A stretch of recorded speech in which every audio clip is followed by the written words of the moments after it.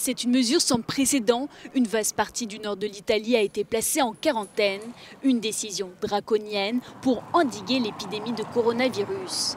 L'Italie est désormais le deuxième pays au monde le plus touché après la Chine, avec plus de 7300 cas et 366 décès.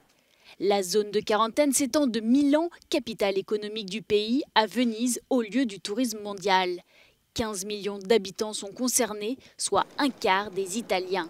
Leurs déplacements seront strictement limités jusqu'au 3 avril. À l'annonce de cette nouvelle, certains se sont rués vers les gares pour quitter le nord du pays.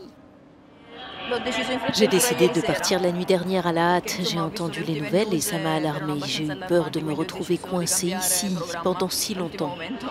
Cependant, la majorité des habitants des régions du Nord ont réagi avec calme. Ils estiment que ces mesures sont indispensables pour éviter encore plus la propagation du Covid-19.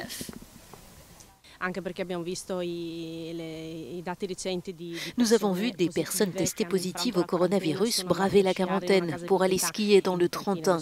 Sérieusement, quel égoïsme! Au point où on en est, ces mesures sont nécessaires. Dans la zone de quarantaine, les musées, les restaurants, les cinémas ou encore les discothèques resteront fermés. Des lieux éminemment touristiques, comme Milan ou Venise, ont pris des airs de ville fantôme. Les préfets pourront réquisitionner des hôtels pour loger les personnes qui doivent rester confinées. Dans le reste de l'Italie aussi, tout semble à l'arrêt. À Rome, de nombreuses attractions touristiques sont closes, comme le Colisée ou le musée du Vatican. Toutes les écoles et les universités du pays resteront fermées jusqu'au 15 mars au moins. L'Organisation mondiale de la santé a salué le véritable sacrifice du pays.